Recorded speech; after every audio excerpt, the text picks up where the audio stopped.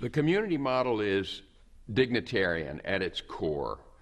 I think the founders of the community model, the inventors of it, understood in their bones that dignity is what people really want, whether they're in prison or out of prison. No matter where they are in society, regardless of rank, everybody wants dignity. We're incarcerating 2 million people in the United States, and it's growing. The costs are unaffordable. The failure, the moral failure involved in a recidivism rate of over 50% is insupportable. The community model is a solution that reduces recidivism by changing the culture of incarceration. The community model offers a simple yet far-reaching concept that enhances the safe and orderly operation of the facility. It has been called one of the best-kept secrets in correctional facility management. Dignity is the highest need of humankind. We realized that dignity was absent in jail and prison life, and that this lack contributed to recidivism. So, in order to turn that around, they did the opposite of what had been done in prisons. They created a secure, dignitarian environment in which people, the inmates, were treated with equal dignity by each other and by the staff. And the staff were treated with dignity by the inmates, too. It works in all directions. Southside Regional Jail. There's a need for a change in the status quo in corrections today, and it really all centers around cost. It has become so expensive to hold so many inmates that I don't know that it's something that we can sustain over time. There's a need for focus on changing the people while we have them. When you walk through the door, you have to have your mindset that I don't know what's going to happen. I may or may not leave here. You have so many inmates coming at you at different angles. Everybody has a problem. They come at you with everything they have. Everybody needs attention. It just absolutely wears you down.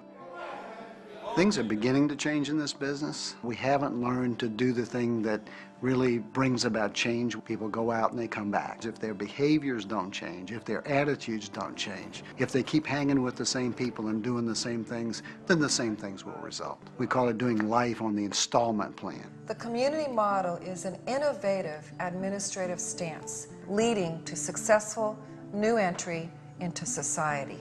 Most people coming out of our institutions will return as neighbors. This is an opportunity for them to provide the skills, the tools, the programming, if you will, that will help these people make a positive effect in their communities rather than reinfect society.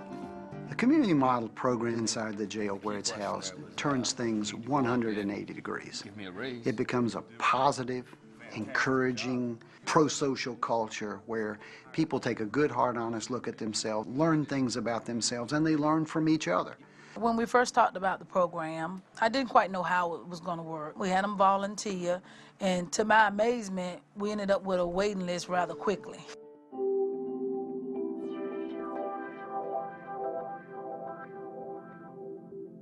The community model that we've been doing down at Southside has been one of the highest rated programs based on simple success. Inmates actually develop the characteristics that make them socially acceptable on the outside. A lot of the problems are addressed by the community model, so it benefits not only the participants, but everybody who comes into contact with it. It makes the institution run the way you would want an institution to run.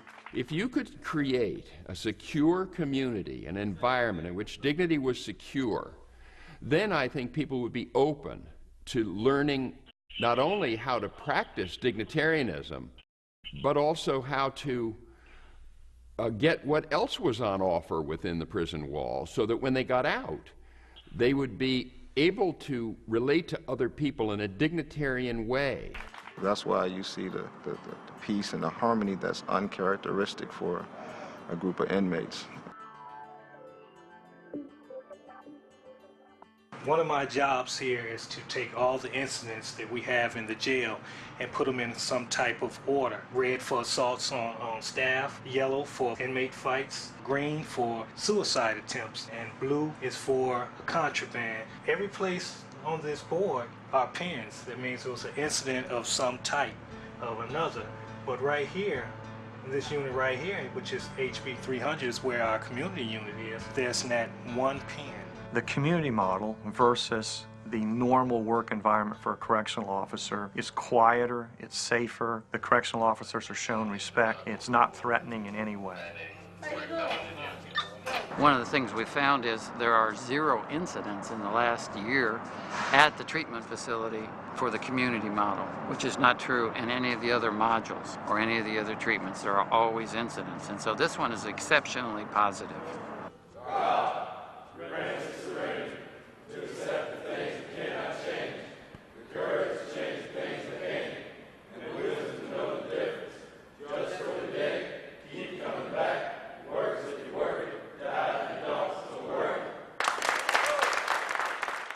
People out in society think, I don't want those folks sitting there on my tax dollars wasting time. I want them doing something valuable, and I want them working hard. Nah, this is not doing no easy bid because we still locked up. We just in a program to better ourselves. Y'all straighten the problem and work that out, and I guarantee you that it wouldn't be nothing else said about it. It makes me feel like I'm a part of something. I believe in our group. Because, every jail don't have this. And I feel like this right here could help someone else. Just for today. Keep coming back. It works if you work it. With many of our backgrounds in here, we've never been a part of anything in our lives except the streets. Nothing positive. 80% of us probably have never been involved in anything positive, doing the right thing in our lives. So in here, we're hands-on. We're a part of something, and we're watching something grow and fall. We have days where everything just goes to hell. But, the next day comes, and we start all over again, and we build it back up. The key is not an indignity. The key is how do you respond to an indignity when it inevitably comes. The community model builds experience and practice with responding to the inevitable indignities in a way that's dignitarian. All of the answers for the questions that they have to solve themselves. And some of the answers they come up with are unsatisfactory to them, unsatisfactory to us. So they fail. Well, the next day they'll pick it up and they'll work on it again. But had you never given them the opportunity to fail, they wouldn't have learned the techniques, they wouldn't have learned the skills that we all need. When you fail, recognize it, go back and work on it again until you get the answer that you want. I'm learning more about myself.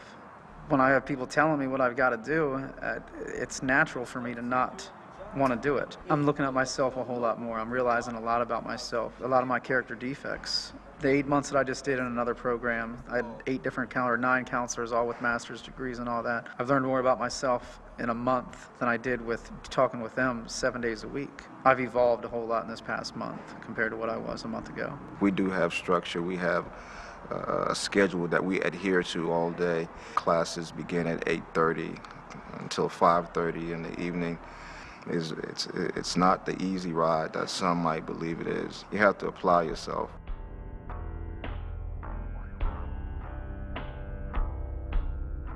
I'm still getting used to it. It's very different. Originally, when I came into it, I didn't think that self-contained community, I guess, where we run it, I didn't think it was going to be possible. We have mentors, is what we're called. We facilitate the classes ourselves, but it's just a different energy level where it's easier to deal with because it's not a, us against them thing. It's us helping each other and working with each other instead of somebody presenting it to us and just pushing it on us. I've never been in a program where we do that. The people involved in this program are all being challenged in different ways. Their time isn't easy. We have people that are constantly bickering with each other.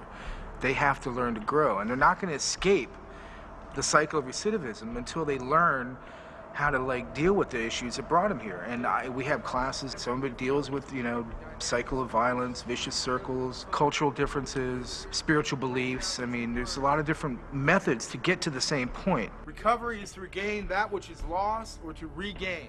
Every day we circle up. That is a dynamic which creates an energy amongst us we're able to share with each other and reinforces our recovery. As we experience these cycles over and over again, if we can learn to see the pattern And that's key to everyone's recovery, whether it's addiction, whether it's anger or violence. Next group, 130. The other programs that I've been in, they're taught by the facilitators that have degrees and everything. They're taught to us exactly how they see it. In our classes, we have controversy at times. We have arguments, debates, whatever you want to call them. People sharing their different viewpoints. It's hands-on. You're not being told how to learn this. Out of all the time of jobs that you haven't took not one thing from a job. I've stolen from just about every job I've ever had. We identify faster than, say, if there were some outside counselors or officers in the program overseeing the meetings. They may not identify the games and the schemes as fast because, first of all, it's an in-house community and we're there 24/7 with one another. You get a chance to witness firsthand what they really are all about, what their true character is. Even a person who's being criticized or corrected, they take it better coming from a community member as opposed to some outside interference from Center for Therapeutic Justice staff member or Southside Regional Jail staff member. Jump out and say, think they're talking about you. You do the best that you can to express your points, but it's like you really don't know how to put yourself out there. You know, I believe in the program 100%. Being a senior member is like being a lead man on the job. I think it teaches you responsibility too in the long run. You take responsibility in your hands and then that can only help you once you're released. I feel more of a democratic connection to a real democratic process in jail than I do on the street voting in the American election. To win more, more, and more. That's it. Community model is interesting. It's inexpensive. It doesn't require licensed clinicians. It touches a lot of people. In our facility, 25% of the inmates are involved in the program, and it has affected real change that we've tracked for the last 4 years. About 3 years ago, I started doing statistics on the community model, and the number that stayed clean and didn't commit crimes was in the 90 percentile. The cost benefits over time relate to a thing called recidivism. How many times is a person arrested after they leave the jail? People usually are arrested within 3 years, 50% of the time. With this group, and we've tracked it for about 3 years, they're arrested maybe 5% of the time. That's a significant change. A 45% difference is significant statistically, no matter how you look at it. The cost benefit is they're not going back in jail, which costs anywhere from $22,000 to $28,000 a year just to house a person for 12 months.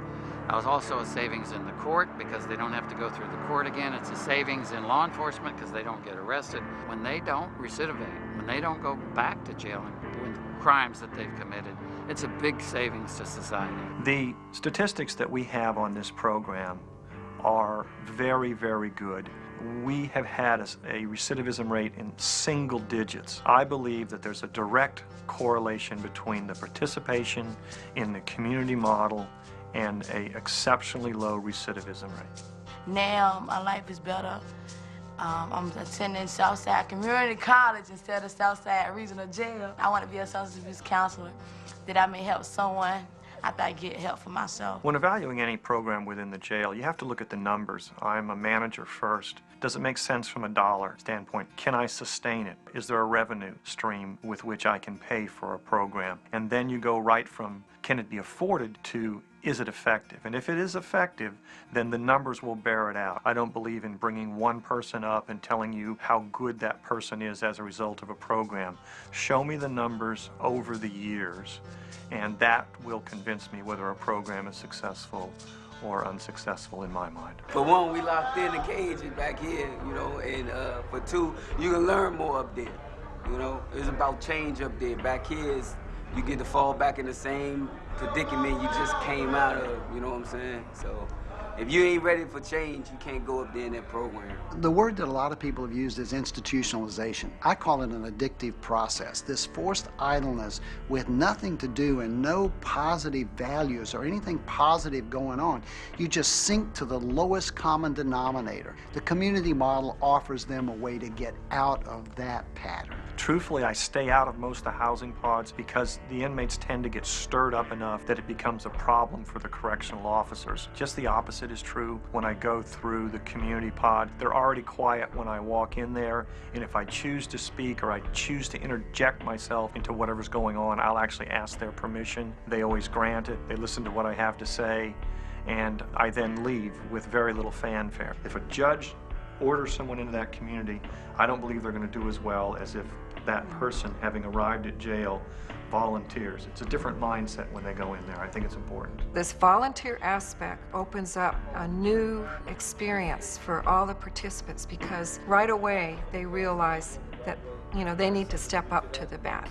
The community sees the responsibility of any individual's difficulty as their own, and that's the big difference. So they know that if one person's having difficulty, everybody's having difficulty. The preservation of the community is at stake. They have a process called going to the board, and they go there and they'll take someone there and they'll say one choice is, do nothing, another choice is removal, and they take time to choose some options, which I think demonstrates a mature outlook to solving problems rather than letting the problems, overwhelm people. Removal of somebody from our community.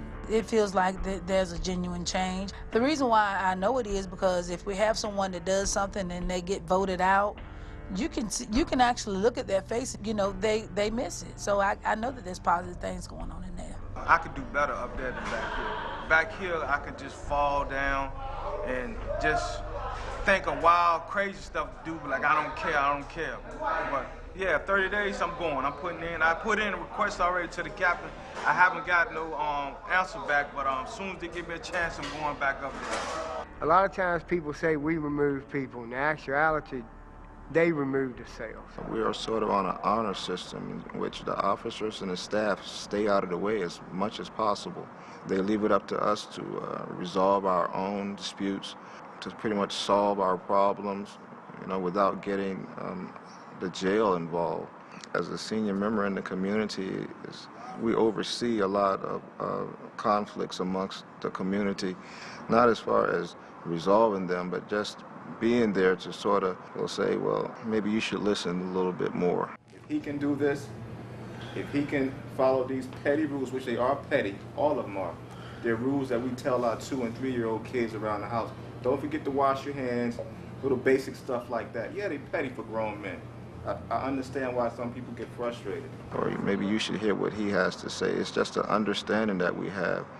And all that stems from the fact that we're given more respect, more freedom to just be ourselves. It's a classic cliche. We're only as strong as our weakest link. And the circle reinforces that reality. As we sit every day and we go through our feelings and goal checks and we get to know each other, it creates genuine bonds. I mean, you can't really begin the process of healing and recovery until you learn some trust. And some of these men have never been able, they don't know what trust is. And trusting another man and opening up to some guy sitting across a circle that you've never met, that's a real push. That's pushing the envelope. It really is. And I've seen people break down. I myself have been emotional. The fact that so many different people can come together and hold that space and find a way to get along in itself is more than the sum of its parts. So after 6 months or a year in the community, we find that their criminogenic patterns decrease. Their overall positive patterns like trustworthy, loyal, helpful, and friendly, and courteous, kind, all become very powerful and very strong in their intent. They enjoy the work because it helps them in their own recovery. I've been ready for years to change. I've spent all of my adult life in the penitentiary. I'm 35 years old. It's just starting to click, and I think it has a lot to do with the energy level that's in the room. People just like me, my peers, that are, eager for it. I would love to see people succeed. I don't want to see people in jail. It's a hard life. Having the community model in as many institutions as we can get it in is a win-win for everybody. It takes us out of that we versus them dichotomy that really pulls us all down. The socially acceptable person is going to say hi on the street instead of saying, here's a gun, give me your money. And that makes a difference, especially when you're talking about these people before they were incarcerated might commit 3, 4, 5 crimes a year and end up in jail and going through the court system. Now they're not. Everybody in there is listening and paying attention to each man's story. We getting something out of this, something that's gonna better our lives, gonna make us not want to come back in. is finally, start dealing with myself, man up pretty much, and take a look at what I got to do and do it. So the legacy is one that'll be never ending for future generations with respect to prevention, because I see the people, the men and women in this community model can contribute the vision of community on the street level much better than anyone else, and that in fact they need each other and we need them to make the changes that our society is actually suffering from and might not know how or want to address today.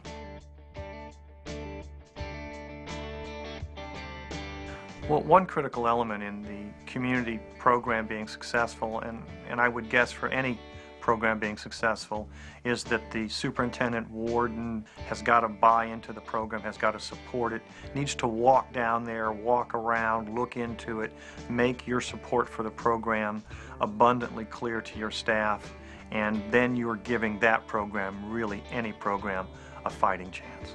It's a classic cliche. We're only as strong as our weakest link. And the circle reinforces that reality. The model establishes a self-regulating community that supports the growth of its members and makes a positive impact on the institution. There were a few details in the film that really affected me. The open admission that there are failures, that impressed me. That was a phenomenon I witnessed when I taught in a ghetto high school some decades ago. People would misbehave, they were kicked out, but they were always welcome back one day later to have another try. Even if they failed 10 days in a row, on the 11th day they could come back and try again. That will work. That's the key. And when I saw that that same principle was practiced in the community model, I thought, aha, no wonder the thing is working.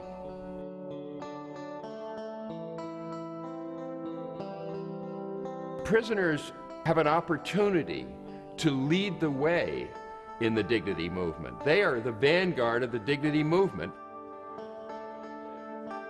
Dignity is